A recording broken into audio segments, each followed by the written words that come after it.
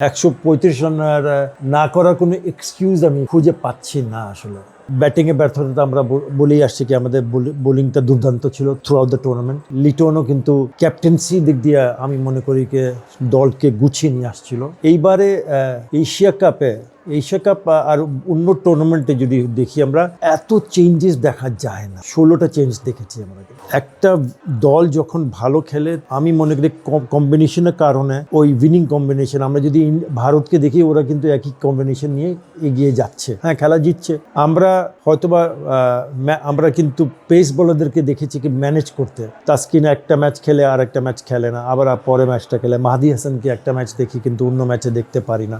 কম্বিনেশনের দিক দিয়ে হয়তোবা আমরা সোজা পথে যেতে পারি নাই, আমি কেন জানি মনে হচ্ছে। আমাকে এটা বাধ্য হয়ে বলতে হচ্ছে, বিকজ আমরা জানি আমি অন্তত আমার ফিলিংসটা হচ্ছে সবসময় বাংলাদেশ দলকে অতিরিক্ত শুধু আমি নয় সবাই ভালোবাসে, এবং আমরা তার সাথে এটাও জানি যে আমাদের দলটা প্রতিটা প্লেয়ার কিন্তু তাদের 100% দেওয়ার জন্য চেষ্টা করে। হ্যাঁ, এখানে একজনের ব্যাড ডে গুড ডে হতে পারে, কিন্তু আমরা যদি লাস্ট খেলার কথা বলি ওখানে অবশ্যই খারাপ লাগছে, বিকজ 135 রানে চেস করা আমি কোনো এক্সকিউজ দেখতে পাচ্ছি না। বাংলাদেশ ক্রিকেট দলের কমেন্ট্রি বক্সে যারা ঝড় তোলেন তাদের একজন আথার আলী খান।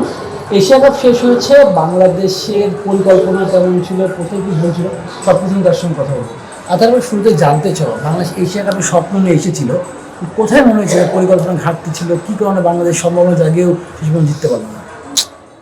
দেখো, আমরা দল হিসাবে, দেশ হিসাবে আমাদের যে দর্শকরা আছেন সবসময় চাই আমরা এই অন্তত এশিয়া কাপের ফাইনালটা খেলি এবং এশিয়া কাপ ধরতে, ট্রফিটা ধরতে পারি আমরা।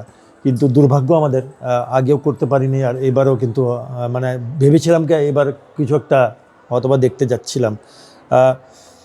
শুরুটা ভালো হয়নি, কিন্তু তারপরে কিন্তু রিকভারিটা, যেখানে আমাদের শেষ ম্যাচটা খেলার জন্য যেটা আফগানিস্তানের সাথে ছিল, সেটা না জিতলে আমরা কিন্তু সুপার 4-এ যেতে পারতাম না, কিন্তু আমরা ওই খেলাটা জিতি। তারপরেটা কিন্তু আমরা সুপার 4 কন্টেনশন বলতে ফাইনালের কন্টেনশন থাকতে গেলে আমরা শ্রীলঙ্কাকে হারাই। ওই দুটো খেলার পরে মনে হচ্ছিল কিনা আমরা একটা সেটেলড একটা একাদশ পেয়েছি, যেখানে আমরা সুন্দরভাবে আগাচ্ছিলাম। শেষের দিকে যেটা আমরা যেটা গতকালকে হেরে গেছি, সেটা 135 রান না করার কোনো এক্সকিউজ আমি খুঁজে পাচ্ছি না আসলে।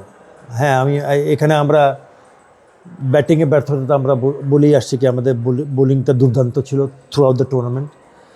ব্যাটিংয়ের ক্ষেত্রে আমরা প্রথমের দিকে সাইফকে পেয়েছি, অসাধারণ একটা ব্যাটার আমরা পেয়েছি অ্যাজ অ্যান ওপেনিং ব্যাটার, কিন্তু তারপর হৃদয়ের ফর্মটা আমরা দেখেছি। লিটনও কিন্তু ক্যাপ্টেন্সি দিক দিয়ে আমি মনে করি যে দলকে গুছিয়ে নিয়ে আসছিল, যেহেতু আমরা গত 3 সিরিজে আমরা জয় দেখতে পেরেছিলাম দুইটা দলের বিরুদ্ধে। কিন্তু এখানে একটা জিনিস যেটা আমার চোখে লেগেছে, সেটা হচ্ছে কি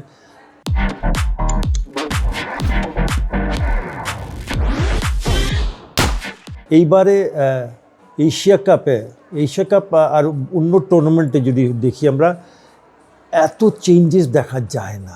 16টা চেঞ্জ দেখেছি আমরা। একটা দল যখন ভালো খেলে আমি মনে করি কম্বিনেশনের কারণে ওই উইনিং কম্বিনেশন, আমরা যদি ভারতকে দেখি ওরা কিন্তু একই কম্বিনেশন নিয়ে এগিয়ে যাচ্ছে, হ্যাঁ খেলা জিতছে। আমরা কিন্তু পেস বোলারদেরকে দেখেছি কি ম্যানেজ করতে। তাসকিন একটা ম্যাচ খেলে আর একটা ম্যাচ খেলে না, আবার পরে ম্যাচটা খেলে। মাহদি হাসানকে একটা ম্যাচ দেখি কিন্তু অন্য ম্যাচে দেখতে পারি না।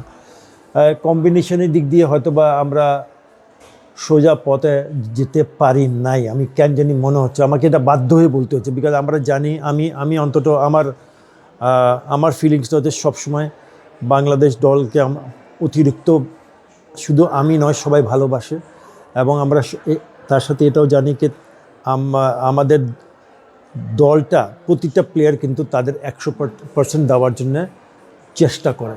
হ্যাঁ, এখানে একজনের ব্যাড ডে গুড ডে হতে পারে, কিন্তু আমরা যদি লাস্ট খেলার কথা বলি ওখানে অবশ্যই খারাপ লাগছে, বিকজ 135 রানে চেস করা আমি কোনো এক্সকিউজ দেখতে পাচ্ছি না।